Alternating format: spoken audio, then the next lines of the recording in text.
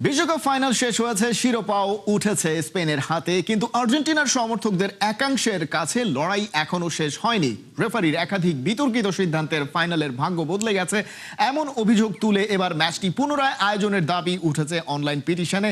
এরই মধ্যে সই করেছেন 61,000-এরও বেশি মানুষ। বিশ্বকাপ ফাইনাল আবারও খেলার এই দাবি নিয়ে আরো জানাচ্ছেন জুবাইর নূর। 2026 বিশ্বকাপ ফাইনাল শেষ, কিন্তু শেষ হয়েও যেন এই মহারণের রয়ে গেছে রেশ।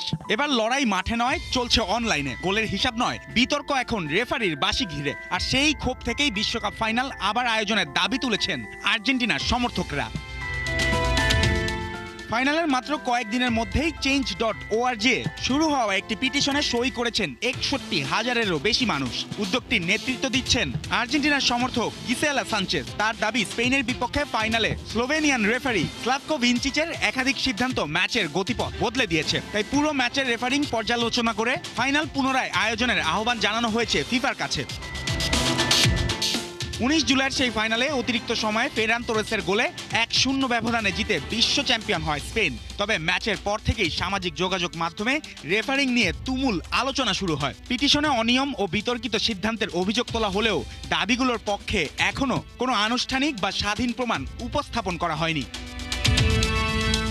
বিশ্বকাপের ইতিহাসে বিতর্কিত রেফারিং নতুন কিছু নয়, কিন্তু ডিজিটাল যুগে সমর্থকদের প্রতিবাদ এখন স্টেডিয়ামের গ্যালারি ছাড়িয়ে পৌঁছে যাচ্ছে অনলাইন প্ল্যাটফর্মে। এক ক্লিকেই তৈরি হচ্ছে বৈশ্বিক জনমত, যদিও সেই জনমত মাঠের ফল বদলে দেওয়ার ক্ষমতা রাখে না।